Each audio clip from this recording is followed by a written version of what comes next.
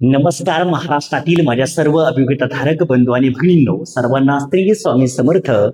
मी सचिन मारुती कोकणे तुमच्या सर्वांचं आपल्या सारे शिकूया स्पर्धा परीक्षा लाईव्ह या युट्यूब चॅनेलवरती मनपूर्वक सहर्ष स्वागत करतो. मी स्वतः पवित्र पोर्टल 2022च्या मार्फत फेज 1 मध्ये 10 इंटरव्ह्यू दिले आणि फेज 2 मध्ये 10 इंटरव्ह्यू दिले. एकाच फेज मध्ये माझी 6 ठिकाणी निवड विदाऊट एनी मनी त्या ठिकाणी झालेली आहे आणि 100% त्या ठिकाणी इंटरव्ह्यूची तयारी कशी करायची हे या व्हिडिओच्या माध्यमातून तुम्हाला क्लिअर होईल. हा एकच व्हिडिओ तुमचं 100% सिलेक्शन करून देईल याची मला 100% खात्री आहे. तुम्ही वेळोवेळी मागत आलेला आहात की सर आम्हाला इंटरव्ह्यूची तयारी करायची आहे, अजून काही पार्ट त्या ठिकाणी इंटरव्ह्यूचे असतील, त्याच्या माध्यमातून तुम्हाला कोणताही डाऊट इंटरव्ह्यूचा राहणार नाही याची काळजी मी त्या ठिकाणी 100% घेईल. विनंती एवढीच असेल तर व्हिडिओ आवडल्यावरती व्हिडिओला लाईक करत जा. नवीन असाल तर आपल्या चॅनेलला सबस्क्राईब करून शेजारी असणाऱ्या बेल आयकॉनवरती नक्की क्लिक करा. महत्वाचा मुद्दा म्हणजेच आपण मागील वर्षांच्या SOP पाहिल्या तर त्या ठिकाणी 100 गुणांचे इंटरव्ह्यू आपण त्या ठिकाणी पाहिले. त्यानंतर परत SOP चेंज झाली, 30 गुणांचा इंटरव्ह्यू 2022ला आला आणि आता पुन्हा SOP चेंज होतीये. 100 गुण पुन्हा त्या ठिकाणी इंटरव्ह्यूला आहेत. 100 मध्ये जर आपण पाहिले तर 90 गुण ऑलरेडी तुम्ही कसे कॅल्क्युलेट करायचे याचा एक स्पेशल व्हिडिओ मी काही दिवसापूर्वी बनवला. तुमचे 90 गुणांपैकी तुम्हाला किती गुण मिळत आहेत, इथे तुमचे जे रेकॉर्ड आहे तुमचं आतापर्यंतचं त्या रेकॉर्डला तुमचे 90 गुण आहेत. पण एक लक्षात ठेवा बंधू आणि भगिनींनो, त्या ठिकाणी जवळपास सेम मार्क्स असणारे काही कॅन्डिडेट किंवा त्या ठिकाणी कमी जास्त थोडेफार मार्क्स असणारे कॅन्डिडेट इंटरव्ह्यूला असणार आहेत. त्यांच्या एज्युकेशनल टक्केवारीमध्ये खूप मोठी तफावत असेल असं काही नाही, थोडीफार तफावत असेल आणि त्या ठिकाणी तुमचे आणि त्यांचे मार्क या 90 पैकीचे मार्क एक 4, 5, 2, 3, 4 अशा मार्कांचा फरक त्या ठिकाणी आपल्याला पाहायला मिळेल. आणि म्हणूनच त्या ठिकाणी गेम चेंजर म्हणून आपण ज्याला पाहिलं जातं तो म्हणजे तुमचे हे 10 मार्क्स जे इंटरव्ह्यूचे तुम्हाला त्या ठिकाणी मिळणार आहेत त्याच्यावरती तुमचं सिलेक्शन असणार आहे. कारण की या इंटरव्ह्यूच्या माध्यमातून तुमचं संपूर्ण त्या ठिकाणी बिहेवियर, तुमची पर्सनॅलिटी त्या ठिकाणी चेक केली जाणार आहे आणि तुमचं अंतिम निवड त्या ठिकाणी केली जाणार आहे. म्हणून इंटरव्ह्यू खूप महत्वाचा आहे.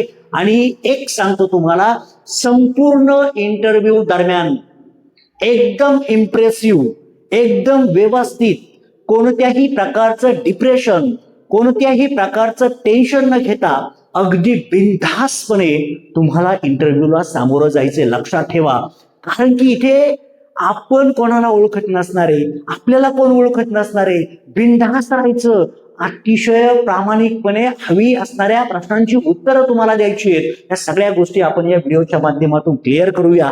एक एक मुद्दा, एक एक पॉइंट सांगून तुम्हाला समजून कशी त्या ठिकाणी इंटरव्ह्यू फेस करायचा हे आपण या ठिकाणी पाहून घेऊया. महत्वाचा मुद्दा म्हणजेच पहिला मुद्दा जो जनरेट होतो तो म्हणजे ज्या वेळेसला तुम्ही प्रेफरन्स साठी अप्लाय करता, अप्लाय केल्यावरती एक 10-15 दिवसांमध्ये त्या ठिकाणी तुमचं रिकमेंडेशन येतं. तुम्हाला त्या ठिकाणी 3 संस्था येतील. म्हणजे पहिला मुद्दा तुम्हाला काय येणार आहे, 3 संस्था त्या ठिकाणी इंटरव्ह्यू साठी येतील आणि मग या 3 संस्था कोणत्या आहेत त्या व्यवस्थितपणे तुम्ही पाहून घ्यायचं. तुम्हाला एक कालावधी दिलेला असतो. साधारणतः आता आम्हाला 10 इंटरव्ह्यू साठी 21 दिवसांचा कालावधी होता इंटरव्ह्यू साठी मागील वर्षी. पण आता जर पाहिलं तर आता थोडासा पॅटर्न वेगळा देतील, कारण की 3च ठिकाणी इंटरव्ह्यू आहे. साधारणतः एक 10 ते 15 दिवस तुमच्याकडे असतील. मग तुम्हाला त्या ठिकाणी स्वतः संस्था कॉन्टॅक्ट करतील. तुम्हाला त्या ठिकाणी तुमचा जो मोबाईल नंबर आहे, लक्षात ठेवा, तुमचा जो मोबाईल नंबर आहे त्याच्यावरती देखील त्यांचा मेसेज पडेल. त्या संस्थेचा जो UDIS नंबर म्हणतात, UDIS नंबर लक्षात ठेवा. तुम्हाला एक माझी विनंती असेल, ज्या वेळेसला तुम्हाला त्या 3 संस्था मिळतील, तुम्हाला UDIS नंबर नुसार त्यांचा मेसेज येईल की अशा अशा दिवशी तुमचा इंटरव्ह्यू आम्ही अरेंज केलेला आहे. ज्या वेळेसला तुम्हाला मोबाईलला मेसेज येईल ना, एक लक्षात ठेवायचं, सर्वच्या सर्व गोष्टी तुमच्या लॉग इनला अपडेट झालेल्या असतात. तुमचा इंटरव्ह्यू किती तारखेला आहे, कोणत्या दिवशी आहे, कोणत्या शाळेमध्ये आहे किंवा कुठे संस्थेच्या कोणत्या ठिकाणी आहे, या सगळ्या गोष्टी तुम्हाला हा एक मेसेज येतो त्यांचा युडायस नंबर देखील त्या मेसेजमध्ये असतो आणि मग तो मेसेज पाहून आपण लॉग इन करायचं. त्या ठिकाणी आपल्याला ती संस्था पाहायला मिळते. यदा कदाचित एकाच दिवशी 2 ठिकाणचे इंटरव्ह्यू देखील येऊ शकतात. अशा वेळेसला जी संस्था थोडी छोटी आहे, काही संस्था मोठ्या असतात, जास्त जागा असतं पहा तुमच्या विषयाच्या काही ठिकाणी जागा जास्त असतील. जास्त जागा जिथं आहेत ना त्या संस्थेला आधी इंटरव्ह्यू साठी ठीक आहे म्हणायचं आणि ज्यांच्या जागा एखादी जागा असेल त्यांना म्हणायचं की एकाच दिवशी इंटरव्ह्यू आलाय, प्लीज माझा इंटरव्ह्यू तुम्ही नंतर कंडक्ट करू शकता का, अशी विनंती करायची. काय होतं बऱ्याचदा मोठ्या संस्थांचं पॅनल असतं, ते पॅनल त्या ठिकाणी आपण जर पाहिलं तर ते पॅनल त्या ठिकाणी म्हणजे कंटिन्यू ते एकच दिवस येत असतं, त्यांना दुसरीकडे कुठेतरी जायचं असतं. मग अशा वेळेसला पूर्ण पॅनलच असेल असं नाही. मग पॅनलच्या दिवशी तुम्ही जर गैरहजर आहात तर ते काय समजतात का हा व्यक्ती आला नाही, याला एवढं इम्पॉर्टंट आहे, या गोष्टी लक्षात ठेवा. म्हणजे एकाच दिवशी 2 संस्था आल्या, एक लक्षात ठेवायचं, कोणतीही जी मोठी संस्था आहे तिला पहिल्यांदा प्राधान्य द्या आणि एक दुसरी छोटी असेल त्यांना सांगा की मी तुमच्याकडे येणार आहे पण थांबा जरा थोडंसं, माझं थोडंसं एक दुसऱ्या ठिकाणी इंटरव्ह्यू आहे, तो झाला की मी तुमच्याकडे सुद्धा येणार आहे. ते काहीच बोलत नाही, ते तुम्हाला यस म्हणतील. आणि शासनाने देखील सांगितलं एकाच दिवशी जर अरेंज झाला तर कुणीतरी एकाने मागं पुढे तुम्ही घ्यायचं असतं. काही संस्था तर अगदी 2-2, 3-3 दिवस हे इंटरव्ह्यू घेतात, काही काळजी करू नका तुम्ही. आता मेन मुद्दा राहतो, तुम्हाला सगळी माहिती येणार, इंटरव्ह्यूचं ठिकाण ठरणार. एक लक्षात ठेवायचं, ज्या दिवशी तुमचा इंटरव्ह्यू आहे, समजा एक्झाम्पल देतो तुम्हाला, माझा 15 जुलैला इंटरव्ह्यू आहे, 15 जुलै 2026 ला माझा इंटरव्ह्यू सकाळी 10 वाजता आहे. 10 AM ला माझा इंटरव्ह्यू आहे आणि मग मी त्या ठिकाणी 10 नंतर जायचं का, तर सगळ्यात बॅड पॉइंट म्हणजे आपण टाइम पाळत नाही. बरेचसे कॅन्डिडेट टाइम पाळत नाही. माझी विनंती तुम्हाला अशी असते की त्या ठिकाणी तुम्हाला वेळेचं पालन करता आलं पाहिजे. तुम्हाला टाइम त्यांनी 11 वाजता दिला, 1 तास तुम्ही आधी जा. 12 वाजता दिला, 1 तास आधी जा. 10 वाजता दिलाय तुम्ही, 9 वाजता त्या परिसरामध्ये प्रेझेंट पाहिजे. परिसराची पाहणी करा, शाळेचं नाव जाणून घ्या. याच्या आधी तुम्हाला काही ऑनलाईन माहिती त्या शाळेविषयी मिळत असेल तर ती पाहून घ्या. कदाचित ती माहिती कुठेतरी तुम्हाला संभाषण कौशल्यामध्ये फायद्याची ठरू शकते, एवढं लक्षात ठेवा. आता मेन तुम्ही त्या ठिकाणी पोहोचलेले आहात, सकाळचे 10 वाजता तुमचा इंटरव्ह्यू आहे, 9 वाजेपर्यंत तुम्हाला इंटरव्ह्यूला पोहोचायचं आहे, 1 तास आधी पोहोचायचं. त्यांना सुद्धा कळालं पाहिजे की हा कॅन्डिडेट खूप म्हणजे त्या ठिकाणी पाहिलं तर टाइम पाळणारा कॅन्डिडेट आहे. तो त्या ठिकाणी आपण त्याला काय म्हणतो की ते कौशल्य असतं आपलं की आपण दिलेल्या वेळेचं व्यवस्थापन करतो का, त्याचं पालन करतो का, हे सुद्धा आपण त्या ठिकाणी पाहिलं पाहिजे. आता महत्वाचा मुद्दा येतो, त्या ठिकाणी पोहोचल्यावरती अशा पद्धतीने तुम्ही राहिले पाहिजे की अगदीच तिथं घाबरून जायचं नाही. तुम्हाला त्या शिक्षक विचारतील कुठून आले मॅडम, कुठून आले सर, सांगायचं, बिनधास्त सांगायचं अशा अशा ठिकाणावरून आलेलो आहे. तुमच्यातले काही बरेचसे जवळपास 80-90% कॅन्डिडेट हे रिफ्रेशर आहेत, नवीन आहेत. मग त्यांनी घाबरून जायचं का, मी नवीन आहे, रिफ्रेशर आहे, नाही. त्याने त्या ठिकाणी व्यवस्थितपणे आपलं एकदम जाताना सुद्धा एकदम असं एडं वाकडं जायचं नाही. तिथे तुम्हाला आधीच सांगतो, हे प्रामाणिकपणे मी ऑनलाईन तुम्हाला सांगतोय. जाताना व्यवस्थित कपडे वगैरे घालून त्या ठिकाणी जायचंय. व्यवस्थित म्हणजे अगदीच अगदी फिट टी-शर्ट वगैरे घातलंय, अजून काय एकदम असा टकाटक गेलेला आहे, वेगळं काही करू नका. व्यवस्थित म्हणजे आपला साधा फॉर्मल ड्रेस जेंट्ससाठी असेल, महिलांसाठी जर पाहिलं तर काही ड्रेसवरती देखील महिला येतात, परंतु शक्यतो जर तुम्ही साडीवरती गेले तर तुमचं इम्प्रेशन अजून चांगलं त्या ठिकाणी पडतं. तुमच्याकडे पाहण्याचा दृष्टिकोन त्या ठिकाणी बदलतो, कारण की तुम्ही त्या विद्यार्थ्यांसमोर जाणार आहात आणि ज्या वेळेसला त्या विद्यार्थ्यांसमोर तुम्ही जाता त्यावेळेसला त्या विद्यार्थ्यांना देखील फील होतं की समोर आपल्या मॅडम आलेल्या आहेत. जर तुम्ही त्या ठिकाणी आधीच आपण जर पाहिलं तर मला तुमच्या उंचीवरती जायचं नाहीये, तुमच्या तब्येतीवरती जायचं नाहीये, पण एक सांगतो, तुम्ही आधीच त्या ड्रेसमध्ये कदाचित काही जणी एकदम लहान दिसणाऱ्या असतील आणि त्या ठिकाणी इंटरव्ह्यूला गेल्या समोर मुलं बसलेली आहेत, त्यामध्ये मॅडम तर लई छोट्या दिसत आहेत किंवा लहान दिसत आहेत, असं सुद्धा होण्याची शक्यता नाकारता येत नाही. त्यामुळे थोडंसं साडी वगैरे घालून मस्त त्या ठिकाणी जायचं आणि प्रेझेंटेशन, आणि साडी घालताना पण अशी थोडीशी फॉर्मल मध्ये, जसं की तुम्हाला बीएडला त्यांनी दिलेली असते त्या पद्धतीची एखादी फॉर्मल साडी घालून जायचं आहे. आणि जेंट्सनी काय करायचं, त्या ठिकाणी व्यवस्थित आपले कपडे वगैरे, फॉर्मल पॅन्ट असेल, फॉर्मल शर्ट असेल, शूज त्या ठिकाणी असतील तर खूप चांगलं. कारण की मी माझा स्वतःचा अनुभव सांगतो. पहिल्या फेजमध्ये माझं काही झालं नाही आणि दुसऱ्या फेजमध्ये मी अशी तयारी केली. पहिल्या फेजला एकदम असाच गेलो सहज आणि व्यवस्थितपणे सगळं म्हणजे सगळं दिलं, इंटरव्ह्यू वगैरे सगळं झालं, सगळी तयारी झाली. पण त्यांना कुठेतरी काय त्यांना जाणवलं असेल किंवा त्यांच्या काही वेगळ्या गोष्टी असू शकतात. पण सांगायचं एवढं, सेकंड फेजला मी अशी तयारी केली. सेकंड फेजला मी स्वतः नवीन 2 ड्रेस शिवले इंटरव्ह्यू साठी. आता ह्या सांगायच्या गोष्टी नाहीयेत पण तुम्हाला सांगितल्या पाहिजे. फ्रँकली मी नवीन 2 ड्रेस शिवले, 2 व्हाईट शर्ट, 2 ब्ल्यू पॅन्ट शिवल्या. त्यानंतर नवीन शूज त्या ठिकाणी मी घेतले. म्हटलं आता जायचं ना, इम्प्रेशन पाडूनच यायचं आणि त्या ठिकाणी इंटरव्ह्यू असे जबरदस्त द्यायचे, कोणाला घाबरायचं नाही. त्या ठिकाणी आपला कॉन्फिडन्स दिसला पाहिजे आणि आपली पर्सनॅलिटी ज्या वेळेसला आपण इतरांसमोर मांडतो, प्रेझेंट करतो, त्यावेळेसला आपल्यातले गुण त्यांना त्या ठिकाणी दिसत असतात. लक्षात ठेवा. म्हणजे तुमच्याकडे पाहण्याचा दृष्टिकोन तुमच्या डेमोवरती खूप महत्वाचा असतं. डेमो जेवढा तुम्ही कडक देणार, तुमचं सिलेक्शनचा क्रायटेरिया थोडासा तुमच्याकडे पाहण्याचा दृष्टिकोन बदलतो आणि तुम्हाला त्या ठिकाणी सिलेक्ट करण्याचे चान्सेस जास्त असतात. पहा, आता महत्वाचा मुद्दा तुम्हाला मी गणवेश सांगितलं. तुमचा ड्रेस व्यवस्थित पाहिजे, स्वच्छ पाहिजे, नवीनच असेल असं काही नाही, व्यवस्थित फॉर्मलमध्ये जा. महत्वाचा मुद्दा, तुम्ही त्या गेल्यावरती तिथे असणारे जे शिक्षक असतील, म्हणजे तुम्हाला त्या ठिकाणी आपल्याला जे सिनियर शिक्षक काय असतील, तिथले काही सहशिक्षक असतील, काही मॅडम असतील, सर असतील, तुम्हाला विचारतील तुम्ही कुठून आलेला आहात, तुम्ही कुठं तुमचं शिक्षण झालेलं आहे, तुम्हाला बरेच तुमच्याशी गप्पा मारतील. असं तसं बरेचसं तुम्ही सुद्धा त्यांना काही विचारू शकता, त्यांच्याशी बोलू शकता.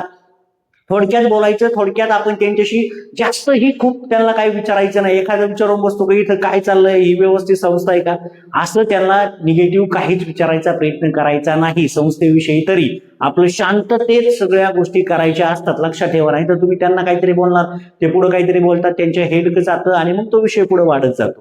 त्यापेक्षा आपण शांततेत त्यांना म्हणायचं, ठीक आहे, मी ते तुम्हाला विचारतील, मग तुम्हाला शिकवण्याचा अनुभव आहे का, काहींना असेल त्यांनी सांगा अनुभव आहे, नसेल तर काही हरकत नाहीये. नाही म्हणायचं आम्ही आता रिफ्रेशर आहोत, पहिल्यापासून चांगल्या पद्धतीने पण आम्हाला टीचिंगचा एक्सपिरियन्स आहे म्हणायचं. बीएडला आम्ही 2 वर्ष खूप खूप मस्त पैकी, एकही दिवस आम्ही बीएडला गेलो नाही असं झालं नाही, उलट सांगू नका.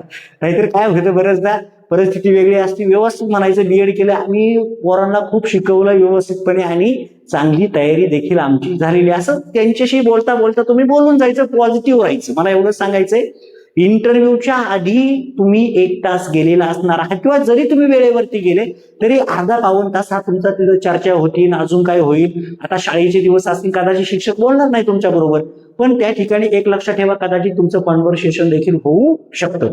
आता महत्वाचा मुद्दा जो की ते गुण तुम्हाला कशावरती असणार आहेत, म्हणजे तुमची एकंदरीत छाप त्या शिक्षकांवरती सुद्धा पडली पाहिजे. तिथल्या वातावरणाला तुम्ही मॅच होताय का हे सुद्धा ते चेक करतील. खरंच हा शिक्षक इथे राहण्याच्या योग्यतेचा आहे का, असं देखील विचारलं जाऊ शकतं किंवा तुमच्याकडे पाहिलं जाऊ शकतं. पहा, आता महत्वाचा मुद्दा, ज्या मुद्द्याकडे आपण वळालोय तो म्हणजे मुलाखतीचा भाग आहे.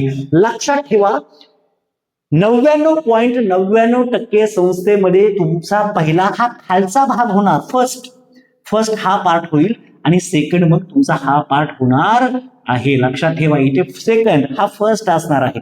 आता इथे एक गोष्ट लक्षात ठेवा की तुमचं अध्यापन कौशल्य पाहिलं जाईल. तुम्ही टीचिंग कसं करणार आहात, मी तुम्हाला सांगितलं, तुम्ही व्यवस्थितपणे त्या ठिकाणी गेलेला आहात, तुम्हाला कुठेतरी बसायला लावलेलं आहे आणि तुमच्याकडं ऑब्झर्वेशन केलं जातं. त्या ठिकाणी कॅमेरे बसवलेले असतात, मुख्याध्यापक तुम्हाला कदाचित त्या स्टाफ रूम मध्ये बसवलेलं असतं, त्या ठिकाणी तुम्हाला पाहत असतात. लक्षात ठेवा, तिथे गेल्यावरती तुमचा हा मुद्दा होणार आहे आणि त्यानंतर तुमची मुलाखत असणार आहे. आता ह्या 2 गोष्टींच्या आधी ज्या वेळेसला तुम्ही त्या ठिकाणी पोहोचता, तिथले जे शिक्षक असतील तुमच्याकडे तुमचे ओरिजिनल डॉक्युमेंट्स घेऊन तुम्हाला मुलाखतीला जायचं असतं. लक्षात ठेवा, मुलाखतीला पहिल्यांदा तुमचे ओरिजिनल डॉक्युमेंट्स घेऊन तुम्हाला जायचं असतं. शिवाय तुम्हाला ते इन्स्ट्रक्शन देतील 2 सेट डॉक्युमेंटचे सोबत घेऊन या. ते 2 सेट तुम्हाला सेल्फ सर्टिफाय करायचे आहेत, स्वतः त्या ठिकाणी त्याच्यावरती साईन करायची आहे.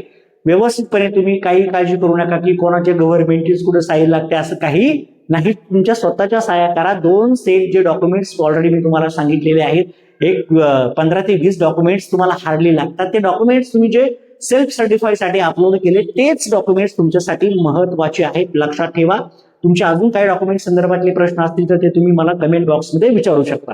तर महत्वाचा मुद्दा म्हणजे तुमच्याकडे डॉक्युमेंट्स तुमचे चेक केले जातील. ते चेक झाल्यावरती तुमचं सगळ्यात महत्वाचं म्हणजे तुमचं अध्यापन कौशल्य आधी पाहिलं जाईल. काही संस्था काय करतात म्हणजे मॅक्झिमम 99% संस्था आधी तुमचं डेमो पाहतात, तुमचं त्या ठिकाणी एकंदरीत हे संपूर्ण गोष्टी पाहिल्या जातात आणि मग तुमचा त्या ठिकाणी इंटरव्ह्यू होतो. म्हणजे पहिलं तुमचं डेमो तुम्ही कसं देता, शिकवायचं स्किल आहे का नाही तुमच्याकडं, या गोष्टी पाहिल्या जातात आणि मग पुढे ठरवतात की नुसता इंटरव्ह्यू घेऊन जमणार आहे का, नाही तर मग तुमचा इंटरव्ह्यू नंतर होतो. मग इथे पहिल्यांदा पहा अध्यापन कौशल्य, विषय गट आणि विषय ज्ञान. आता लक्षात ठेवा, एक्झाम्पल सांगतो तुम्हाला, हे 5 मार्क्स कसे मिळवायचे असतात हे सुद्धा तेवढंच महत्वाचं आहे. आता इथे बघा, आता हे वरचे 5 मार्क तुम्हाला मी सांगतो, हे पुढचे 5 मार्क पहा. ह्याच्यामधला अध्यापन कौशल्यामधला विषय पहा, सगळ्यात महत्वाचा तुमचा विषय कोणता आहे.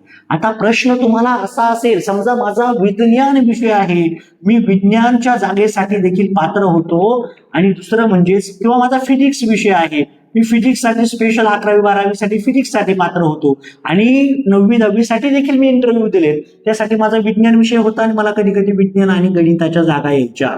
पहा बरं का, आता तुमच्या मनामध्ये प्रश्न असेल, आता अगदी पार 6 ते 8 किंवा 1 ते 5 किंवा 1 ते 12 साठी सांगतो तुम्हाला, तुम्ही निवडताना असा टॉपिक निवडा तुमचं इम्प्रेशन पडलं पाहिजे, तुमचा विषय कोणता आहे. आणि दुसरी गोष्ट, तुम्ही टाइम पिरियड पाहायचा, लय पुढचा पण टॉपिक घ्यायचा नाही, खूप अवघड पण घ्यायचा नाही, खूप सोपा पण घ्यायचा नाही, मीडियम टॉपिक घ्यायचा. तो मीडियम टॉपिक असा निवडायचा की तुम्हाला त्याच्यावरती व्यवस्थित बोलता आलं पाहिजे आणि तुम्ही जे बोलताय ते पुढच्याला समजलं पाहिजे. अशा प्रकारचा साधा सिंपल टॉपिक घ्या, तुम्हाला कोणीच विचारत नाही. तिथं ऑन द स्पॉट आतापर्यंत तरी आम्हाला कोणत्याच कॉलेजनी शाळेने टॉपिक दिले नाहीत. टॉपिक आपण सिलेक्ट करायचा आहे. बऱ्याच जणांचे प्रश्न मी पाहिले त्या दिवशी एका व्हिडिओच्या कमेंट बॉक्समध्ये की टॉपिक आपण निवडायचं का ते देतील, तर टॉपिक आपण स्वतः निवडायचा असतो. आपल्याला जो वाटतो तो टॉपिक निवडा. दुसरी गोष्ट, आता तुमची निवड 9वी ते 10वी साठी होतीये, काहींची 6 ते 8 ला होईल, काहींची 11वी 12वी ला होईल, काहींची 1 ते 5 ला होईल. लक्षात ठेवा, समजा 6 ते 8 ला झाली तर 6 ते 8 मध्ये तुमचा गणित विज्ञान आहे समजा, तर मग गणिताची पण एक लेसन नोट तयार ठेवा कोणत्याही एका वर्गाची, आणि विज्ञानची पण ठेवा. समजा मला त्या ठिकाणी आलेला होता 9वी आणि 10वीचा वर्ग होता, 11वी 12वीचा देखील होता, तर मी काय केलं होतं, 9वी 10वीची पहिल्या लेसनची म्हणजे ग्रॅव्हिटेशन नावाचा जो टॉपिक आहे, गुरुत्वाकर्षण, त्याची लेसन नोट काढली होती. आणि 11वी 12वीचा त्याच्यामध्ये मी 12वीचा जो चॅप्टर आहे ऑसिलेशन्स, त्याच्यामधला कोनिकल पेंडुलमचं इक्वेशन एकदम मस्त विथ इन्स्ट्रुमेंट किंवा आपलं जे शैक्षणिक साहित्य आहे त्याचा वापर कसा करायचा ते पण तुम्हाला सांगतो पहा.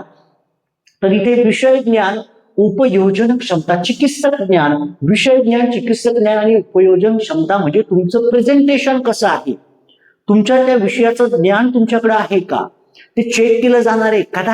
कदाचित पहा, तुमच्या माहितीसाठी सांगतो, त्या वर्गामध्ये देखील विद्यार्थ्यांच्या पाठीमागं शिक्षक बसलेले असतात आणि ते शिक्षक सुद्धा कदाचित तुम्हाला प्रश्न विचारू शकतात. विद्यार्थी तर असतात, विद्यार्थ्यांच्या प्रश्नांची उत्तर तुम्ही द्यायचीच, पण यदा कदाचित 1-2 शिक्षक, आम्हाला स्वतः मी फेस केलेला आहे की काही ठिकाणी जवळपास 20 पैकी 5-7 ठिकाणी मला असं जाणवलं की स्वतः शिक्षक वर्गात बसलेले आहेत आणि बसतच नाही, फक्त म्हणजे शिक्षक हे बसतातच कंटिन्यू, सगळ्या ठिकाणी शिक्षक बसतात, पण काही प्रत्येक ठिकाणीच तुम्हाला प्रश्न विचारतील असं नाही. म्हणजे काही ठिकाणी अगदी तुम्हाला प्रश्न विचारण्याचा ते प्रयत्न करतात, कदाचित ते तुमचं नॉलेज चेक करण्याचं काम करतात. अशा प्रकारचं नॉलेज तुमचं देखील ते चेक करू शकतात. कदाचित तुम्हाला ते एखादा तुमचा जो टॉपिक आहे त्याच्यावरती तुम्हाला सुद्धा काहीतरी उलटे प्रश्न विचारतील. मग अशा वेळेसला असं पण लक्षात ठेवा की आपण तयारीत पाहिजे. काही ठिकाणी तर असं पण होतं, तिथले जे शिक्षक असतात ते दाखवून देतात आम्ही किती ग्रेट आहोत. तुम्हाला बघा, आता पोरांना सांगतात बघा असे शिक्षक चालतील का बघा तुम्हाला शिक्षक, पोरं म्हणतात नको, असं करायचं नाही. पोरांना वाटलं पाहिजे, पोरं स्वतः म्हटली पाहिजे सर हेच सर पाहिजे आम्हाला, हेच सर पाहिजे, ह्याच मॅडम पाहिजे, असं काहीतरी तुम्ही प्रेझेंटेशन करायचं. का, मी स्वतःचा अनुभव सांगतो, मी असं इंटरव्ह्यू द्यायचा, पोरांना आवडलंच पाहिजे. पोरांना विचारलं का कोणतं, हा हेच सर पाहिजे, असं एकदा म्हटलं की पॉझिटिव्ह त्या ठिकाणी पुढे आपला मेसेज जातो आणि शिक्षकांना देखील वाटतं की चांगल्या पद्धतीने, खरं जर तुम्हाला त्याचे गुण दिलेत, आम्हाला नव्हते असे गुण, उलट तुम्हाला विद्यार्थ्यांच्या प्रतिसादाचे सुद्धा गुण आहेत, लक्षात ठेवा. म्हणजे हा तुमचा प्लस पॉईंट आहे, हा प्लस पॉईंट असणार आहे तुमचा. पहा, मग इथे पहिला विषय ज्ञान, तुम्हाला तुमच्या विषयाचं ज्ञान पाहिजे. म्हणजे इथे जर पहिला हा मुद्दा आपण जर घेतला तर तुमचं सब्जेक्ट नॉलेज, विषय ज्ञान खूप महत्वाचं आहे. तुम्हाला तुमच्या विषयाचं ज्ञान पाहिजे, किंवा तुम्ही जो टॉपिक घेतलाय, विषयाचा अख्खा धडा वाचत बसू नका, अख्खं पुस्तक वाचत बसू नका. तुम्ही जो टॉपिक घेतलाय लिमिटेड, काही तुमच्याकडे 45 मिनिटाचा कालावधी साधारणतः असेल 40 मिनिटाचा. म्हणजे मोठ्या वर्गांना 45 मिनिटं आहेत, लहान वर्गांना 40 मिनिटं आहेत, एक साधारणतः विचार जर केला तर. म्हणजे एक 9वी पर्यंत 40-45 मिनिटाचा 35, 9वी-10वीला या साधारणतः एक 40 आणि 11वी-12वीला 45. म्हणजे एक 6-8 पर्यंत जर पाहिलं तर 35 मिनिटाचा त्या ठिकाणी तास असतो, लक्षात ठेवा. तर इथे जर पाहिलं विषय ज्ञान, आता विषयाचं ज्ञान तुमचं झालं, त्यानंतर तुमचं ज्ञान उपयोजन क्षमता, याला तुम्हाला 2 पैकी 2 मार्क 100% मिळणार. कारण की तुम्ही तेवढं तळमळीने प्रेझेंटेशन करायचं आहे. का तर तुम्ही प्रेझेंटेशन मध्ये तुमची तयारीच तशी पाहिजे. पाठ निरीक्षण, आता दुसरा मुद्दा पहा, अ मुद्दा होता. आता दुसरा मुद्दा, तुमच्या पाठाचं निरीक्षण केलं जाईल, पाठ निरीक्षण. आता पाठ निरीक्षण करण्यासाठी त्या ठिकाणी शिक्षक असणार आहेत, तुमच्या समोर शिक्षक असतील.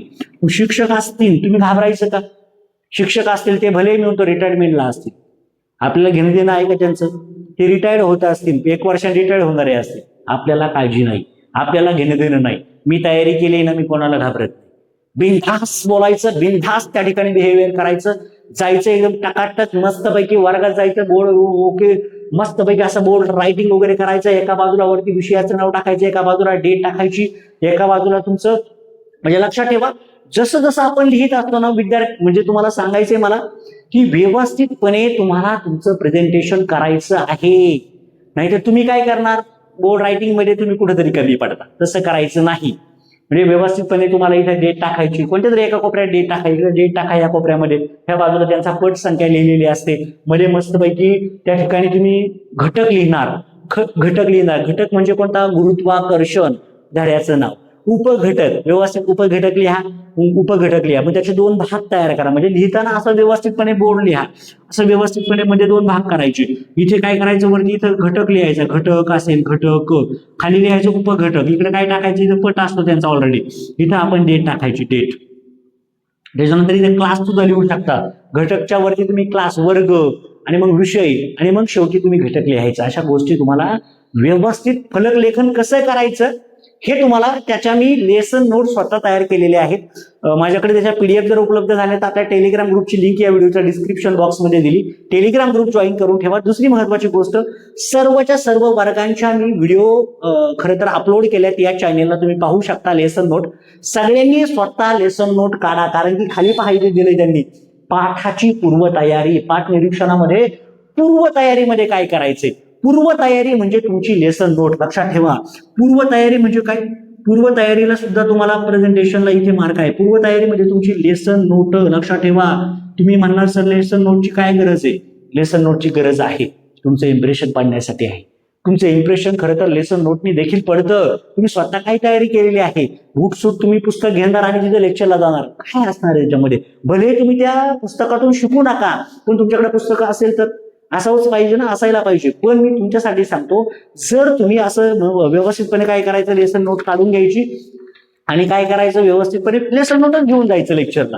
असं जर जायचं नाही पुस्तक वगैरे घेऊन, म्हणायचं मला पुस्तकाची गरज नाहीये, म्हणायचं मी ऑलरेडी तयारीत आलेलो आहे. असं व्यवस्थितपणे कॉन्फिडेंटली गेलं पाहिजे तिथं. आणि लेसन नोट जरी घेऊन गेलं तुम्ही, लेसन नोट पाहिजे सुद्धा नाही, अशा बाजूला ठेवायची व्यवस्थितपणे. जे काय शिकवायचंय ना ते इथे पाहिजे, तुमच्या इथे.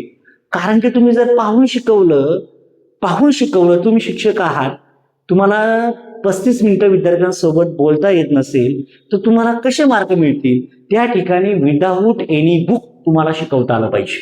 अवघड असेल तर ठीक आहे, लेसन नोट जवळ ठेवा ना. तुम्ही चुकत असाल, एखादं गणित असेल, चुकताय, गरजच पडते. गणित विषयाला तुम्हाला गणित लागतात, 1-2-4 गणित घेऊन जा लिहून. तुम्ही पुस्तकच पाहिजे असं काही नाहीये, गणित घेऊन जा 1-2, असं काही नाही. तुम्हाला तुमची तयारी अशी ठेवायची आहे, लेसन नोट कमीत कमी एका विषयाची, म्हणजे 2 विषय तुमचे असतील तर 1-1 वर्गाची लेसन नोट पाहिजे. तुम्ही वर्ग तुम्ही निश्चित करायचा, 10वी पाहिजे का 9वी पाहिजे, 6वी पाहिजे का 7वी पाहिजे, म्हणजे तुम्ही त्यांना सांगायचं मला हा वर्ग पाहिजे.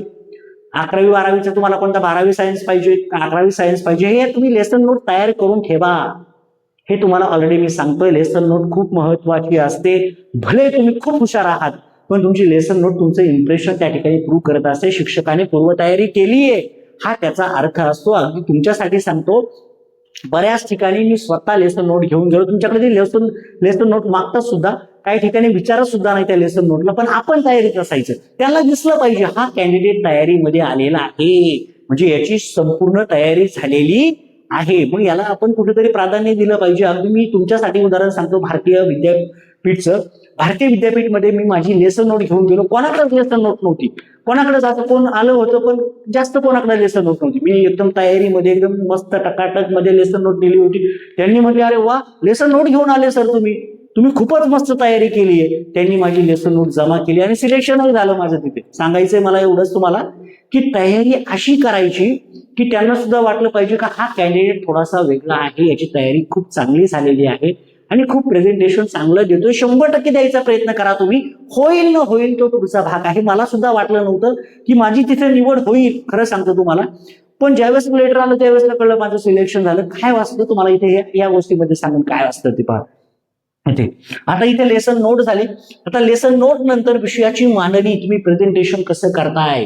तुम्ही असं गेलेत आणि वरतीच पाहत बसले असे वरती, गुरुत्वाकर्षण, गुरुत्वाकर्षणामध्ये काय आहे मग तुम्ही सांगणार, न्यूटनचा नियम, न्यूटनचे नियम वगैरे काय तुम्हाला जे सांगायचे तुम्ही सांगता, केपलरचे नियम, इकडे फक्त वरती केपलरचे नियम. असं करून जमणार नाही. बिनधास्त माझा मुद्दा लक्षात घ्या. वर्गात तुम्ही गेल्यावरती इकडे ह्या कोपऱ्यात पाहायचं, त्या कोपऱ्यात पाहायचं, शिक्षकांकडे पाहायचं, सगळीकडे पाहायचं, बिनधास्त राहायचं. कारण की हा मुद्दा खूप महत्वाचा आहे. तुमची बॉडी लँग्वेज त्यांना दिसली पाहिजे आणि अजिबात घाबरायचं नाही. त्यांना टाइम मागून घ्यायचा. 10 मिनिटं ते म्हटले तर 15 मिनिटं घ्यायचं लेक्चर, घाबरायचं नाही. कारण की काही संस्थेमध्ये अगदी तुम्हाला 5 मिनिटातच म्हणतात पाच झालं नाही, मी तयारी करून आलोय, मला प्रेझेंटेशन द्यायचंय. मला सुद्धा 2 ते 3 ठिकाणी असं त्यांनी केलं. असं केलं का मला म्हटले 10 मिनिटात तुम्ही डेमो द्या आणि बस करा. पण मी म्हटलं मी 10 मिनिटाची तयारी नाही केली. मी म्हटलं मी 20-25 मिनिटाची तयारी केली. गेलो मस्तपैकी एकदम जबरदस्त डेमो घेतला. बाकीचे म्हटले आम्हाला 10 मिनिटं दिली, तू 25 मिनिटं कशी काय घेतली. म्हटलं माझी 25 मिनिटाची तयारी होती. मी तयारीच करून गेलो होतो तर मी माझा टॉपिक पूर्ण कसा होईल. म्हटलं माझं इक्वेशन आहे आणि ते विद्यार्थ्यांना कळलं पाहिजे. असं सुद्धा पाहायला मिळतं. त्यामुळे तिथे त्यांना सांगायचं की मला असं सर वेळ लागतोय, मला एवढा वेळ पाहिजे. ते कदाचित तुम्हाला जास्त पण शिकवायला लावतील, जास्त पण तयारी करून जायचं. असं काही नाही की कमी करून जायचं. एवढं लक्षात ठेवा. इथे तुमचं विषय ज्ञान, त्याच्यानंतर इथे सांगितलं विषयाची मांडणी कसं करताय. आता शैक्षणिक साहित्य पहा बरं का. शैक्षणिक साहित्य लय मॅटर करतं. शैक्षणिक साहित्य म्हणजे काय, लय का गाडा भरून न्यायचं असं काही नाहीये. एकदम साधं सिंपल शैक्षणिक साहित्य घेऊन जा. एकदम मी असे टॉपिक निवडले होते 10वीला आणि 12वीचा मी 10वीचा निवडला होता गुरुत्वाकर्षण. गुरुत्वाकर्षणामध्ये ते न्यूटनचे आणि त्यानंतर केपलरचे पुढं नियम आहे. न्यूटनचं सुरुवात आणि न्यूटनने केली आणि केपलरचे नियम सांगितले, टॉपिक संपला. सांगायचं एवढं कठीण, तर गेल्यावरती काय असं तुम्हाला खूप जड काही घेऊन जायचं असं काही नसतं. आणि 11वी-12वीचा कोनिकल पेंडुलम होता. कोनिकल पेंडुलम साठी काय करायचं शैक्षणिक साहित्य म्हणून मी काय केलं होतं, आपली बर्थडेची जी कॅप आहे, टोपी अशी कोनिकल, तर ती कोनिकल घेऊन गेलो होतो. आणि दुसरी गोष्ट काय केलं होतं, एक असा गोल होता माझ्याकडे, आपला बॉब सारखा स्पेरिकल बॉब.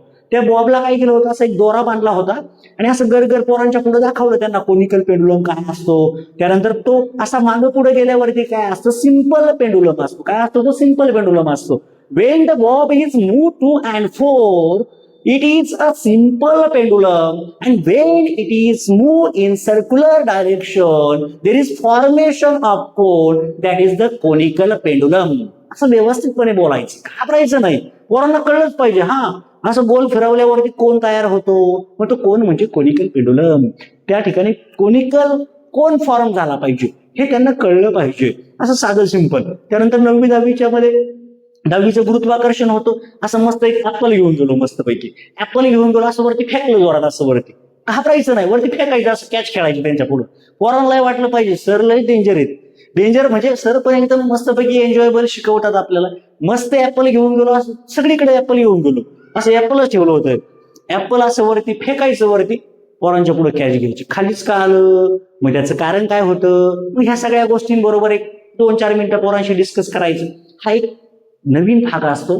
9वीचा काही तुमचा पूर्वीचा पार्ट असेल तो सुद्धा थोडासा रिकॅप्च्युलेट होतो. ग्रॅव्हिटेशन म्हणजे काय असतं, ह्या सगळ्या गोष्टी त्यांना थोड्याशा तुमच्या कन्सेप्ट, तुमच्या धड्यानुसार त्यांना समजू सांगा. थोड्या तुम्ही गणितावाले सुद्धा काही शांत बसायचं नाहीये, काहीतरी तुम्ही कलाकृती घेऊन जायचं, तिथं मॉडेल काहीतरी घेऊन जायचं पोरांना दाखवायला, काहीतरी थोडंसं दिसलं पाहिजे. नाहीतर तुम्ही म्हणायचे गणितवाले आम्ही काय दाखवणार, काहीतरी घ्यायचं एखादा चार्ट वगैरे घेऊन, काहीतरी सामग्री घेऊन जा. त्याला हे मार्क आहे तिथे दिलंय त्यांनी की शैक्षणिक साहित्याचा वापर तुम्ही करताय का, तर केलाच पाहिजे, घाबरायचं नाही. पुढचा विद्यार्थी सहभाग आणि प्रतिसाद. एक लक्षात ठेवायचं, शिकवताना काय करायचं, ह्या कोपऱ्यातलं त्या कोपऱ्यातल्या त्या कोपऱ्यातल्या आणि या कोपऱ्यातल्या पण सगळ्या पोरांना काय करायचं, त्यांच्याकडे लक्ष पण द्यायचं आणि आधीमध्ये त्यांना उभं पण करायचं. आधीमध्ये त्यांना उभं पण करायचं, एका एकाला प्रश्न विचारायचा देखील, एखाद दोन प्रश्न त्यांना विचारायचे असतात. नाहीतर कधी काय काय होतं, पोरांशीच बोलण्यामध्ये तुमचं लेक्चर जायचं. आधीमध्ये एखादा पॉईंट शिकवला का पटकन हा काय डेफिनेशन शिकलो आपण, चला what is the difference between force and motion. पहिल्या पानावरती दिलंय त्यांनी सायन्सच्या, फोर्स आणि मोशन. फोर्स आणि motion, what is the force and motion. when we apply the force on any object there is a formation of motion in that object. त्या वस्तूमध्ये गती येणार आहे, ज्या वेळेसला आपण त्या वस्तूवरती बल लावतो त्या वस्तूला काय येते, गती येते किंवा ती वस्तू गतिमान बनते. असं पोरांना सांगायचं, त्यांना विचारायचं काय आहे, मग त्यांना पुढे विचारायचं काय आहे circular motion, what is the centripetal force. Centripetal म्हणजे अभिकेंद्री बल म्हणजे काय आहे, असे त्यांना पहिले तुम्ही डेफिनेशन व्यवस्थित समजून सांगायचे, लगेच त्यांच्याकडून पाठांतर घ्यायचे. म्हणजे तुमचे हे मार्क्स काय झाले, फिक्स झाले, फिक्स.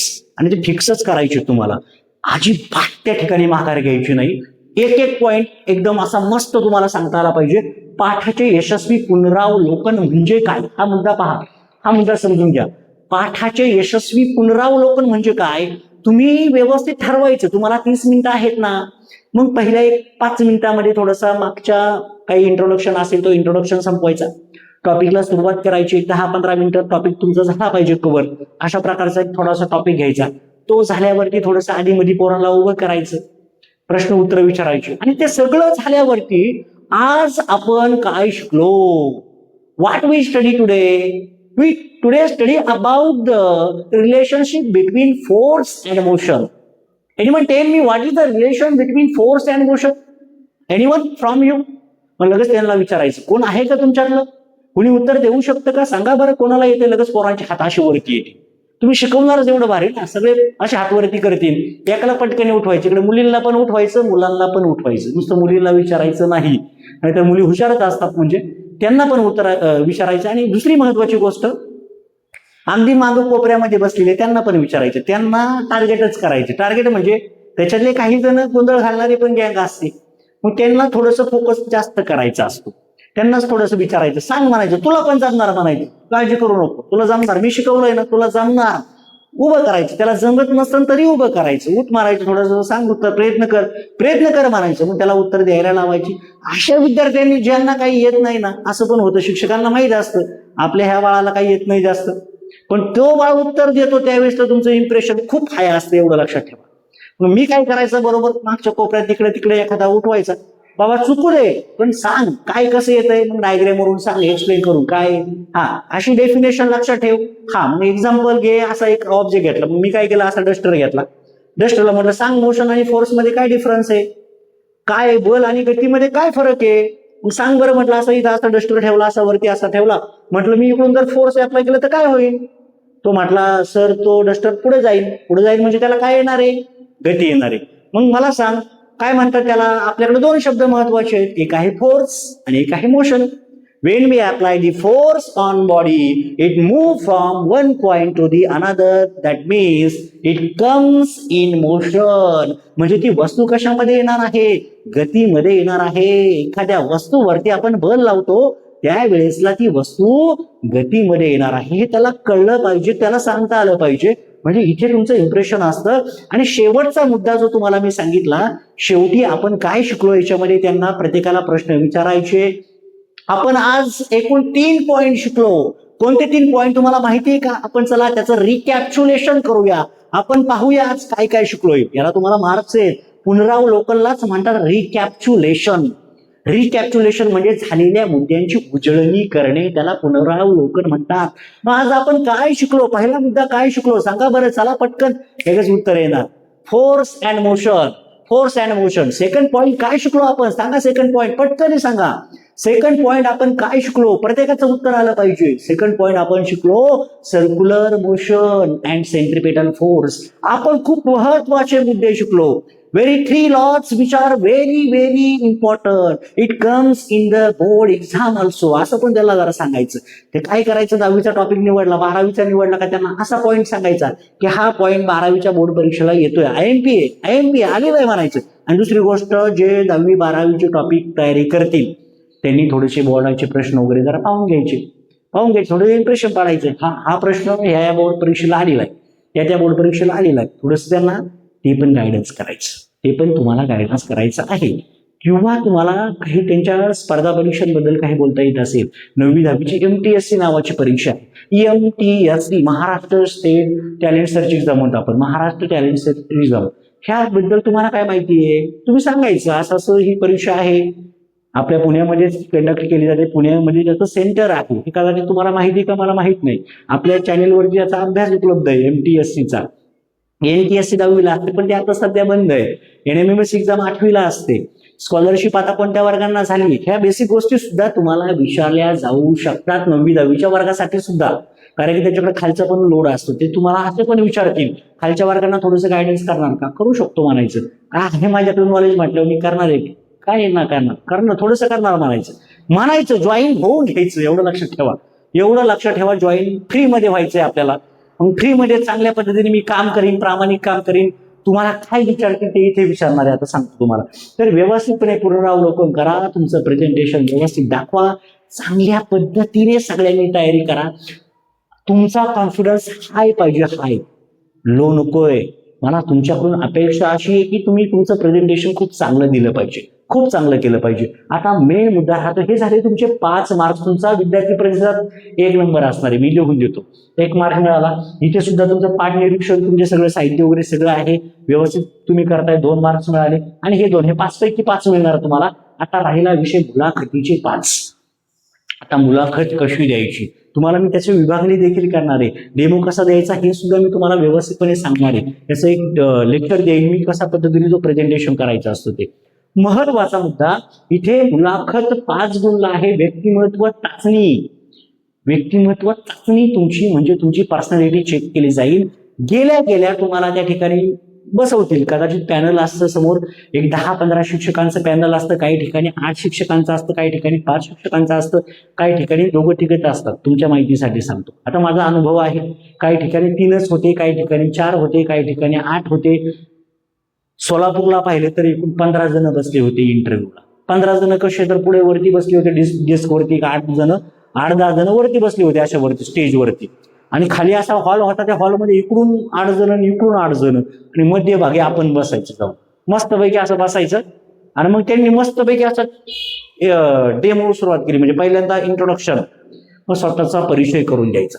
परिचय देताना घाबरायचं नाही. बऱ्याच जणांनी मला कमेंट केली होती, परिचयामध्ये नक्की काय सांगायचं. परिचयामध्ये तुमचं त्या ठिकाणी नाव सांगायचं, तुमचं क्वालिफिकेशन सांगायचं, आणि तुमच्या काही तुम्ही एक्सपिरियन्स असेल, तुम्ही किती वर्ष शिकवताय, तुम्हाला काही ऍक्टिव्हिटी म्हणजे तुम्ही कुठेतरी काहीतरी केलं असेल, तुमचं नाव कुठं असेल ते तुम्ही सांगू शकता आणि चांगल्या पद्धतीने देऊ शकता. आता थोडक्यात 10वी पर्यंत इंटरव्ह्यू कसा द्यायचा थोडक्यात सांगायचं म्हटलं तर तुम्हाला समजा मराठीतून द्यायचं आहे, तर व्यवस्थित सांगायचं. नमस्कार, मी सचिन मारुती कोकणे. माझं प्राथमिक शिक्षण, माध्यमिक शिक्षण न्यू इंग्लिश स्कूल बोरघर या ठिकाणी पूर्ण झालं. त्यानंतर मी BSc पुणे युनिव्हर्सिटीमधून पास झालेलो आहे. त्याच पद्धतीने MSc देखील पुणे युनिव्हर्सिटीमधून उत्तीर्ण झालेलो आहे. त्याच पद्धतीने माझं B.Ed देखील पुणे विद्यापीठातून किंवा पुणे युनिव्हर्सिटीमधून मी पूर्ण केलेलं आहे. प्रत्येक वर्षाला मला A ग्रेड मिळालेला आहे. दुसरी महत्वाची गोष्ट म्हणजेच हे संपूर्ण शिक्षण पूर्ण करत असतानाच मी त्या ठिकाणी TET CET सारख्या परीक्षा देखील पास आहे. त्याच पद्धतीने मी 9वी 10वीचं त्या ठिकाणी 10वीच्या परीक्षेचं, बोर्ड परीक्षेचं, म्हणजे तुम्ही जर बोर्ड परीक्षा त्या ठिकाणी सुपरविजन करत असाल तर 10वीच्या सुपरविजन देखील केलेलं आहे. मी बोर्ड परीक्षेचे पेपर देखील चेक केलेले आहेत. जे मुद्दे तुम्हाला जे असतील ते सगळ्या गोष्टी तुम्ही व्यवस्थितपणे कुठेतरी कागदावरती लिहून काढा आणि ते प्रेझेंटेशन करा. तेच 11वी-12वी म्हणजे तुम्ही काय काय केलंय. माझी त्या ठिकाणी SCERT मधून 2 वेळा व्हिडिओ निर्मिती तज्ज्ञ म्हणून महाराष्ट्र शासनाकडून निवड झालेली आहे. आणि माझी झालेली होती, मी सांगितलं व्हिडिओ निर्मिती तज्ज्ञ म्हणून माझी 2 वेळा निवड झालेली आहे महाराष्ट्र शासनाकडून. हे त्यांनी सांगितलं. सगळं जेवढं आहे मी व्यवस्थितपणे मांडलं. दुसरी गोष्ट आहे, तुमच्याकडे काही ऍक्टिव्हिटी असतील, तुम्हाला खेळाची म्हणजे 9वी-10वी पर्यंत हे चालतं, या गोष्टीला जास्त व्हॅल्यू असते. लक्षात ठेवा, 9वी-10वी पर्यंत तुमच्याकडे काय काय आहे. मग तुम्ही सांगू शकता की मी स्पोर्टमध्ये माझ्याकडे असं आहे, तसं आहे. हे 10वी पर्यंत तुम्ही बिनधास्त बोला. दुसरं महत्वाचं म्हणजे माझी एनसीसी झालेली होती. I have completed my NCC with B and C grade. All तुमच्याकडे जे असणारे ज्या गोष्टी आहेत त्या बिंदास बोला. NCC national cadet corp with 36 Maharashtra battalion. माझी 36 महाराष्ट्र बटालियन मधून एनसीसी पूर्ण आहे. ह्या गोष्टी त्यांना सांगा, कारण की काही शाळेला एनसीसीची सुद्धा युनिटची गरज असते. मग अशा वेळेसला त्याच्यात फायदाच आहे. तुम्हाला जरी त्या ठिकाणी हेड केलं त्याचं, तरी तुम्हाला फायदाच होणार आहे. हो आहे म्हणायचं, माझी होती. मला त्या एनसीसी मुळे खरं सांगतो तुम्हाला, 6 पैकी 2-3 ठिकाणी एनसीसी मुळे माझं खूप इम्प्रेशन पडलं म्हणजे त्यांना त्या ठिकाणी एनसीसीचा माणूस पण पाहिजे होता. आणि दुसरी गोष्ट, तुमच्या अदर ऍक्टिव्हिटी काय असतील ते पण पाहिलं होतं.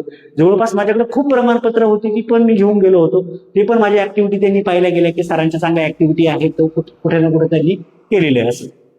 आता मेन मुद्दा राहतो, आतमध्ये गेल्यावरती तुम्ही इंट्रोडक्शन दिल्या, इंग्लिशमधून तुम्हाला द्यायचं आहे. इंग्लिशमधून काय करायचं, तुम्ही तुमचं नाव सांगायचं. माय सेल्फ सचिन मारुती कोकणे. I have completed my pre primary and primary education from New English School Borghar. I have completed my BSc from Pune University with first class distinction. I have completed my MSc from Pune University with first class distinction. I have completed my BA from Pune University with first class distinction. I have experience. I have 10 years teaching experience. I have also experience of paper checking. असं काही ना काहीतरी तुम्ही बोलायचं. 1-2-4 वाक्य तुमच्या एज्युकेशनच्या related तुम्हाला त्या ठिकाणी इंट्रोडक्शन मध्ये सांगायची. बिनधास्त बोलायचं, सगळ्यांच्या डोळ्यांमध्ये डोळे घालून असं बोलायचं, असं एकदम घाबरून नाही बोलायचं, बिनधास्त बोलायचं. इथं कोण कोणाचं नसतं, आपण पण कोणाचे नाही, आपले पण कोण नसतं. आपण आपलं प्रेझेंटेशन देत असतो, त्यामुळे कोणाला घाबरून जमणार नाही, हे तुम्हाला मला फ्रँकली सांगायचं. व्यवस्थितपणे तुम्हाला ते काही प्रश्नांची उत्तरं येतील. तुम्हाला त्या प्रश्नांची उत्तरं येत असतील तर ओके, नसेल तर सॉरी सर, हात जोडायची गरज नाहीये, फक्त सॉरी सर म्हणायचं. नाही जमत सॉरी सर, मग ते पुढचा प्रश्न विचारते. अगदीच त्यांच्या समोर असं स्टाईलमध्ये बसायचं नाहीये, व्यवस्थितपणे असं बसू शकता तुम्ही, किंवा साधं सिंपल नाही सर म्हणायचं. नेक्स्ट प्लीज, नेक्स्ट क्वेश्चन, तेच देतं तुम्हाला. सॉरी सर नाही, सॉरी म्हटलं का ते पुढचा प्रश्न विचारतील तुम्हाला. कुठे ना कुठेतरी तुम्हाला त्या विषयाला रिलेटेड माहिती असेल तर ती पण तुम्ही बोलू शकता त्यांच्याशी. फ्रँकली बोला, बिनधास्त बोला, काळजी करू नका. कधी कधी तुम्हाला अशी पण टीम पाहायला मिळेल ती तुम्हाला त्या ठिकाणी अपोज करते, मुद्दाम तुम्हाला काहीतरी उलटे पालटे प्रश्न विचारू शकते. आपण आपलं डोकं शांत ठेवायचं आणि त्या प्रश्नांचं उत्तर जेवढं शक्य आहे तेवढं द्यायचं. त्यांना उलट पालट बोलायचं नाही. कारण की काही ठिकाणी मला स्वतः अनुभव आलाय, काही ठिकाणी एवढं कॉपरेशन केलं त्या इंटरव्ह्यू वाल्यांनी, एवढं कॉपरेशन केलं म्हणजे अगदी पार घरातला सदस्य, मी जसा कुटुंबाचा सदस्य आहे या दृष्टीने त्यांनी मला गाईड केलं, चांगलं माझ्याशी वागले, बोलले, व्यवस्थित सगळं झालं. पण काही ठिकाणी मुद्दाम तुम्हाला खोचक प्रश्न विचारले जातात, मुद्दाम तुम्हाला केले जातात. आणि अशा ठिकाणी मला असं वाटलं होतं, एक ठिकाणी मी तुम्हाला सांगणार नाही, पण त्या ठिकाणी असं झालं की मुद्दाम त्यांनी मला उलटे पालटे प्रश्न विचारायचे, जेवढं शक्य मला जेवढं उत्तर आहे तेवढं मी द्यायचंच. काही प्रश्न चुकायचे पण. आणि मग मला इंटरव्ह्यू दिला, मला असं वाटलं तर माझं सिलेक्शन काय तिथे होणार नाही, पण त्यांचा देखील डायरेक्ट लेटर आलं, तुमचं सिलेक्शन झालंय. म्हणजे असं पण काही नसतं की तुमचा इंटरव्ह्यू खूप अवघड गेला. त्यानंतर मी 3-4 इंटरव्ह्यू दिले, तिथेही माझं प्रेझेंटेशन, म्हणजे तुम्ही आज इंटरव्ह्यू दिलाय त्या इंटरव्ह्यू वरून पुढच्या इंटरव्ह्यूला लगेच बॅड इम्प्रेशन पाडायचं असं काही नाही. व्यवस्थितपणे जो इंटरव्ह्यू द्यायचा आहे ना तो बेस्टच द्यायचा, एवढं डोक्यात ठेवा. इथे गेल्यावरती तुम्हाला अध्यापन कौशल्य म्हणजे संभाषण कौशल्य तुमचं चेक केलं जाईल. संभाषण म्हणजे तुम्ही बोलताय काय, तुम्हाला संपूर्ण तुमची परिस्थिती विचारली जाईल, तुम्ही कुठं राहताय, काय राहताय, तुम्हाला समजा त्याने असं पण प्रश्न विचारतात. तुम्हाला समजा 1 जुलैपासून तुम्हाला जॉईनिंग दिलं आम्ही समजा, किंवा 1 ऑगस्टपासून आम्ही जॉईनिंग दिलं, तर तुम्ही जॉईन करायला तयार आहात का? तुम्ही असणारच ना तयार. त्या ठिकाणी तुम्ही लगेच असं नाही म्हणायचं मी 1 वर्षांनी जॉईन होतो, 4 महिन्यांनी जॉईन होतो. तुम्ही लगेच म्हणायचं, तुम्ही सांगा म्हणायची तारीख, मी लगेच जॉईन होतो. उद्या म्हणताय का तुम्ही, उद्या पण जॉईन होतो म्हणायचं लगेच. नाहीतर काय असतं ते चेक करतात, ते कॅन्डिडेटची मानसिकता चेक करतात. त्यांच्याकडे कॅन्डिडेट 3 असणार आहेत, म्हणजे तुम्हाला त्यांची क्वालिटीची संस्था आहे ना, ती तुम्हाला फ्रीमध्ये घेणार आहे ती संस्था. मग अशा वेळेसला तुम्ही त्या ठिकाणी बिनधास्त त्यांना सांगायचं, तुम्ही सांगा डेट म्हणायचं, मी त्या ठिकाणी येण्यास तयार आहे. म्हणजे बिनधास्त तुम्हाला तुमचं, आणि ते काही प्रश्नांची उत्तर विचारतील, कधी कधी तुम्हाला जीकेचे काही पार्ट विचारतील, किंवा समजा तुमचा जुन्नर मध्ये इंटरव्ह्यू आहे, तर जुन्नर मधले काय आहे, जुन्नर मध्ये काय आहे माहिती का तुम्हाला माहिती पाहिजे. जुन्नर मध्ये शिवनेरी किल्ला आहे, त्या ठिकाणी काय झालं, छत्रपती शिवाजी महाराजांचा जन्म झालेला आहे, एवढं तरी तुम्हाला माहिती पाहिजे. कधी कधी असं होतं की तो अगदी पार तुम्ही त्या शाळेच्या जवळ असता आणि तुम्हाला त्या शाळेच्या जवळपासच्या परिसरातलं काहीच माहित नसतं. अशा वेळेस तर थोडंसं ते पण सतर्क तुम्ही राहणं आवश्यक आहे, एवढं लक्षात ठेवा. आणि दुसरी गोष्ट, तुमच्या काही ऍक्टिव्हिटी असतील, तुम्ही कुठं कुठं सहभागी झालेले आहात, या गोष्टी तुम्हाला ते विचारू शकतात. बिनधास्त त्यांना सांगायचं, तुम्ही आतापर्यंत काय केलेलं आहे, कोणत्या वर्गाला शिकवलेलं आहे ते पण तुम्ही बोलू शकता, तुमचा एक्सपिरियन्स मांडू शकता. नसेल एक्सपिरियन्स तरीही मी या संस्थेमध्ये व्यवस्थित प्रामाणिकपणे काम करेल, चांगल्या पद्धतीचा माझा जो अनुभव आहे, माझ्या जी क्रिएटिव्हिटी आहे ती सुद्धा मी तिथे वापरू शकतो, असं व्यवस्थितपणे तुमची सगळी मुलाखत घेतली जाईल. तुम्हाला जनरली या संभाषण मुलाखतीमध्ये काय असं काय वेगळं, तुमची व्यक्तिमत्व चाचणी म्हणजे तुम्ही खरं बोलताय का, खोटं बोलताय का, या सुद्धा गोष्टी चेक केल्या जातात. प्रामाणिकपणे तुम्हाला, स्वामी कृपेने तुम्हाला सांगतो, व्यवस्थितपणे तुम्ही त्या ठिकाणी जा, तुमचं सगळ्यांचं भलं होईल अशी माझी अपेक्षा आहे. कारण की मी तुमच्यासारखाच एक वर्षापूर्वी बेरोजगार होतो, कुठेतरी आपल्या नांगऱ्यांच्या एका कॉलेजला शिकवत होतो, वाटत नव्हतं की माझं सिलेक्शन होईल, आणि योगायोगाने श्री स्वामी समर्थ कृपेनेच मी त्या ठिकाणी मानतो की एकाच फेजमध्ये मी 10 इंटरव्ह्यू दिले, 10 मध्ये 8 संस्था मला क्वालिटीच्याच आल्या, आणि त्या क्वालिटीच्या संस्थांमध्ये 6 ठिकाणी माझं फिक्स विदाऊट एनी मनी, 2 ठिकाणी वेटिंगला मी होतो, आणि 2 ठिकाणी मला माहिती होतं की त्यांचे केस प्रकरण चालू होतं. जिल्हा मराठा संस्था तुम्हाला माहिती असेल, अहिल्यानगरची, ती मला 26 नंबरला आलेली होती, माझा 10 नंबरचा प्रेफरन्स होता, पण तिथे इंटरव्ह्यू झाले, पण त्यांच्या केस असल्यामुळं ती संस्था थोडीशी काय झाली, परत तिच्याविषयी ती कोर्ट केस चालू होती तिच्यावरती. म्हणजे अशा काही संस्था आल्या की त्यांचं प्रकरण चालू होती, पण ज्या आल्या त्याच्या चांगल्या आल्या, तशा संस्था तुम्हाला 100% मिळतील, आणि तुमचं काम या भरतीमधून होईल. मी तुम्हाला याच्या संदर्भात तुमचे काही अजून डाऊट असतील तर प्लीज मला तुम्ही नक्कीच या व्हिडिओच्या खाली कमेंट बॉक्समध्ये कमेंट करा. व्हिडिओ थोडासा मोठा झालाय त्याबद्दल दिलगिरी व्यक्त करतो, पण माझ्या मनातल्या ज्या भावना होत्या त्या तुमच्यापर्यंत मला रियालिटी पोहोचवायची होती. काय आहे, कसं तुम्ही व्यवस्थित तयारी करायला पाहिजे. एक मी तुम्हाला सांगतो, तुमचं व्यक्तिमत्व विकास म्हणजे तुमचा कॉन्फिडन्स आहे. तुम्ही तुमचा कॉन्फिडन्स किती जपता, त्या ठिकाणी किती प्रेझेंटेशन व्यवस्थित करता, याला खूप किंमत असणार आहे. ह्या सगळ्या गोष्टींची तयारी करा, तुम्हाला 100% हे 10 गुण मिळतील याची मला खात्री आहे. कारण की तुम्ही जेवढे कष्ट करता, कष्टाचं फळ तुम्हाला मिळतील. तुम्ही सर्वसामान्य कुटुंबातील माझ्या बंधू भगिनी आहात, 100% तुमचं काम कुठेतरी तुम्हाला होईल आणि तुमचे दिवस पालटतील, एवढं मी 100% सांगू शकतो. माझ्यासारखाच अनुभव तुमच्या प्रत्येकाला येऊ अशीच मी श्री स्वामी समर्थ कृपा चरणी त्या ठिकाणी प्रार्थना करतो, आणि सर्वांना खूप खूप अशा शुभेच्छा देतो. नवीन असाल तर प्लीज आपल्या चॅनेलला सबस्क्राईब करून शेजारी असणाऱ्या बेल आयकॉनवरती क्लिक करा, व्हिडिओला प्लीज लाईक करा, आणि आपल्या व्हिडिओला हाईक करायचा प्रयत्न सगळ्यांनी करा, पुढे पाठवण्याचा प्रयत्न करा, एवढीच विनंती असेल. Thank you so much, all the best.